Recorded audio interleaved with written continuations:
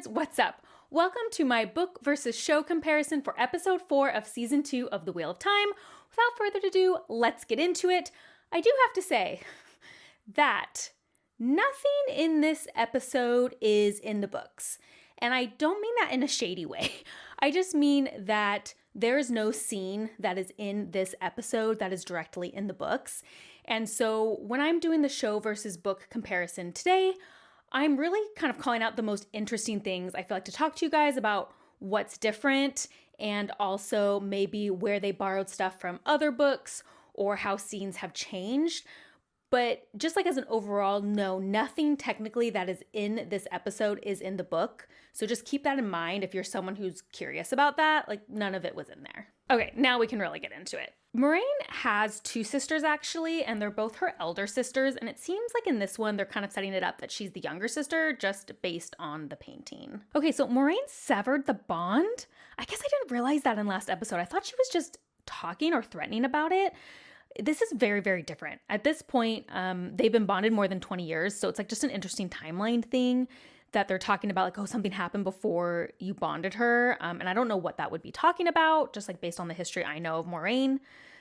So some of this is kind of happening, like that stuff that happens in book 5. So it's just hard to talk about here since I don't want to spoil, later books. I just feel like she wouldn't ask him that. He was much calmer since he was cut off from the source. Like they tend to get very almost like neutered, like very calm. And how could Logain teach Rand at this point? I don't really think it's something Moiraine would ask him for. This is a nice moment. I like this moment. So again, it's not visions. They can talk to each other in their minds, but it makes sense that they'd want something visual for the show. Obviously, doing kind of mind connection talking could be cheesy or difficult to do, although I do think the deer kind of looked weird CGI-wise, but I get what they're going for. And yay, Hopper, finally Hopper. So Alana masking the bond, does the tower know? I just don't really know why the tower would care.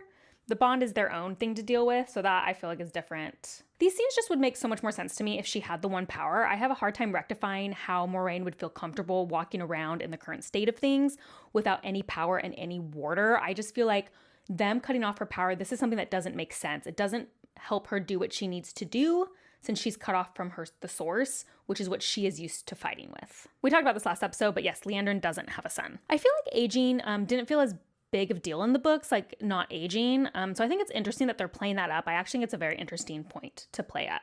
So I don't think this history that she's talking about is quite right. Moiraine does end up rejecting the throne and also says like her siblings aren't ready for the throne, and House Damodred does kind of lose its power and prestige. And Moiraine does have a nephew that's royalty, but it's related to the Trackens and it's through a half sibling. It's not through just her sister. So I'm curious at which son or nephew they're talking about here and how that's going to play out, because this feels a little different. So Liandrin doesn't just send Nynaeve, she sends them all. I think actually maybe even Egwene first. Well, so actually they're on a mission from Swan, the Amyrlin. She wants them to root out the Black Aja, and then they think Liandrin's in on that, and she sends them to Falme, and so they get captured differently. If this is actually the same betrayal, and I don't feel bad saying that because there is some sort of betrayal here, if it's the same betrayal that is in the books, I think it's very interesting. And I hope it is, because I think the setup is very interesting because of the relationship they've made Liandrin have with Nynaeve. I think it becomes a lot more interesting and a lot more impactful for the viewer, which I quite like. I will be interested to figure out what Liandrin's motivations are with the new Liandrin in the show. This isn't really Min's past. She did get into some trouble with some minor viewings, like people got her in trouble for it, but it wasn't like this, like so traumatic. Well, I mean, it was a little traumatic, but not quite like this.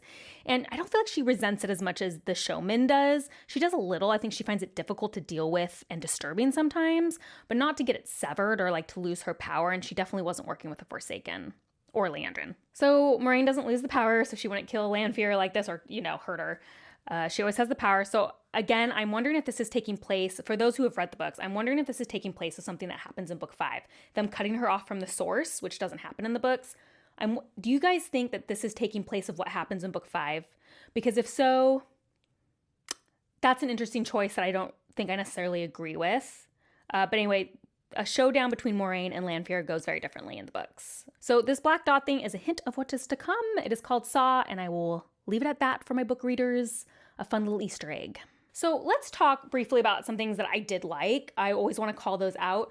I think right now the tower scenes, as I've said in the previous episodes, are the strongest, and I'm going to talk a little bit more about that later. Why? But the actress who's playing Liandrin is killing it. She's doing a great job. It's hard sometimes to kind of rectify what I know in the books, but there's no denying that Liandrin has so much presence on screen in this adaptation, and I feel like she's probably doing very well with viewers because she feels so complex. She has so many motivations, and it's hard not to feel connected to a character that's like that. So I think that's doing a great job. Nynaeve is also still killing it. Again, doing such a great job. I also think that Celine as an actress, Lanfear, really love her energy.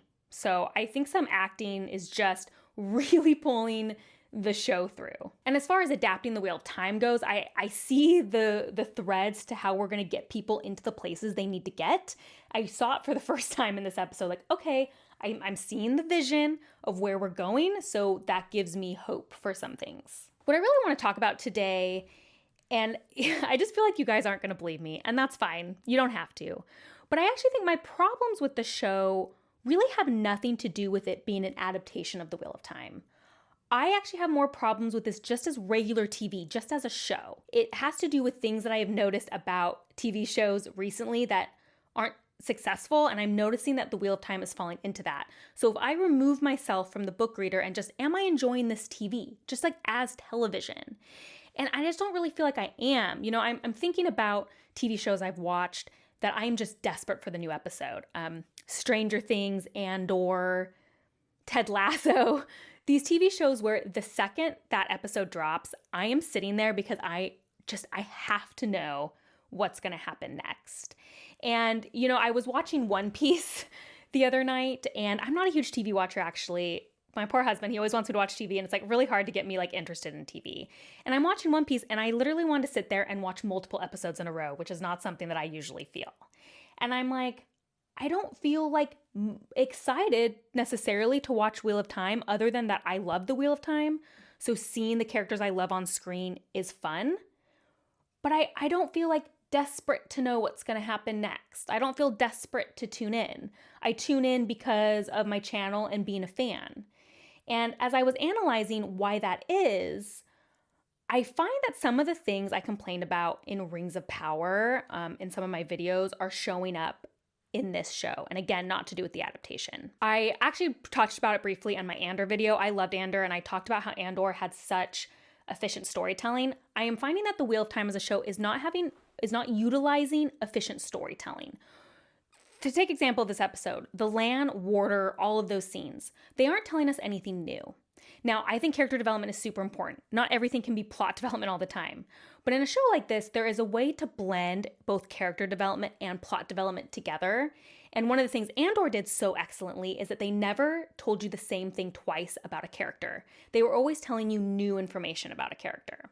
And I don't think we're getting that in The Wheel of Time. When I watch those Warder scenes with like Lan and Alana, I feel like they're just telling us the same thing over and over and over again, and not progressing Lan really, or progressing the plot. So then I wonder, what are the purpose of these scenes outside of the adaptation? I don't care about that.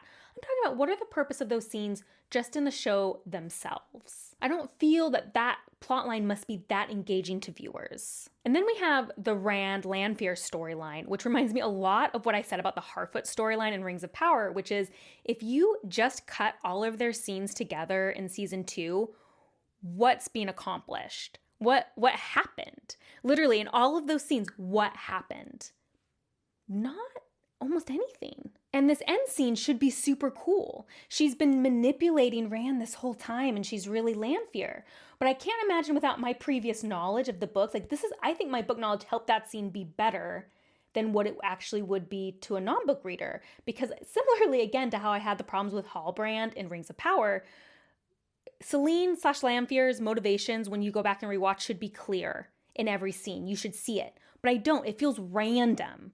I mean, it didn't feel random to me because I knew. But do you get what I'm saying? It would feel random, I feel like, to a user because they are using sex as character development. Like, all they've really done is sleep together. Why should I feel anything when Rand says he loves her? Like, that really came out of nowhere for me because in the show, they haven't set that up. Wouldn't it have been so much more interesting if Celine maybe is more innocent in the show, and they really seem like they have this great connection, and she is trying to run away from this past. I kind of liked that, how they brought in the Lews Therin thing. She is trying to run away from a past lover, and he's running away from his past life, and they bond, and it's sweet. And then this happens, and she's like, oh, I couldn't. And then she pretends she is. Then it would be like an arc, and then it would be shocking when she turns out to be Lanfear. But as an arc, like literally removed from the book, I just don't really understand it because they didn't give it any sort of character development. Instead, they wasted scenes showing us the same thing over and over again instead of telling us new things about their relationship or different sides of it. And the problems I'm having with Moiraine right now is something I actually discussed at length in my strong female character video. Sorry, I'm mentioning a lot of my other videos tonight, but it's all coming together. There's a lot of things converging where it feels like with Moiraine, they are mistaking rudeness for strength. And this is probably the biggest complaint that I think comes from book side of me, is just that I feel like they are making Moiraine so uninteresting by making her so rude because I don't understand how you would root for her.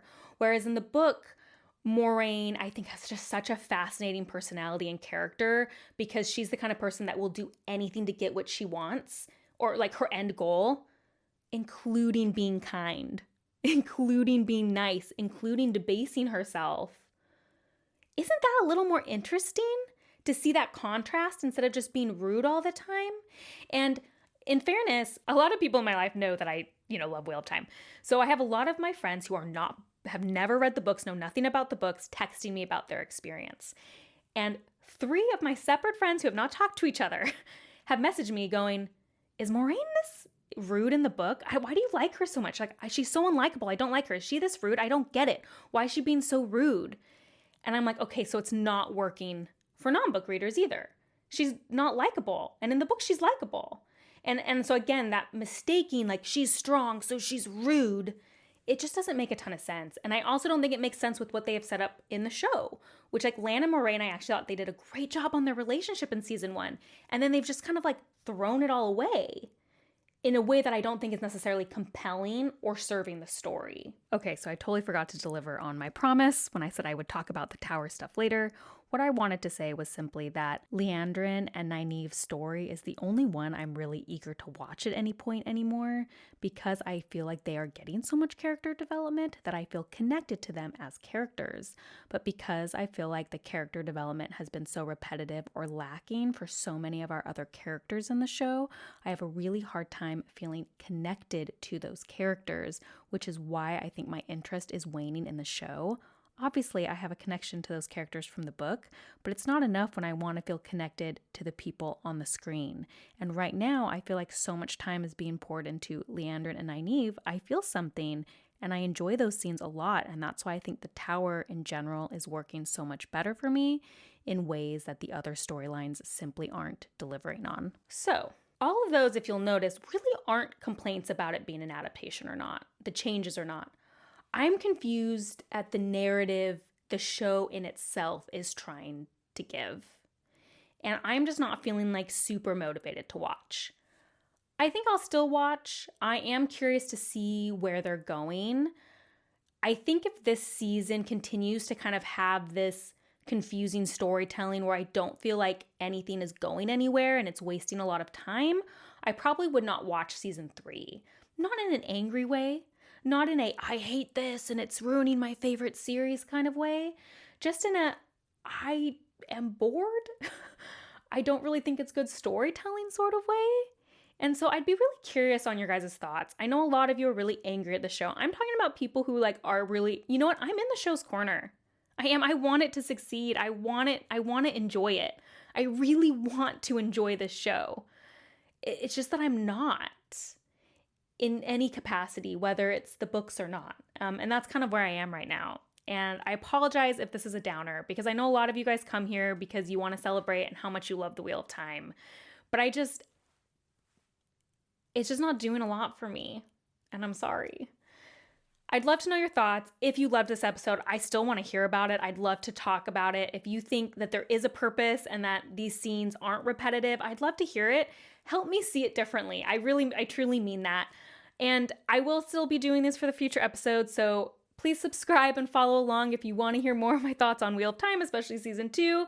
And subscribe and like because that's the best way to support me. And if you want to see what I'm currently reading, as well as other nerdy rants, and what I think of One Piece, because I'll put that on my Instagram, you can check me out on Instagram at bookborn.reviews. I'll see you next time. Bye.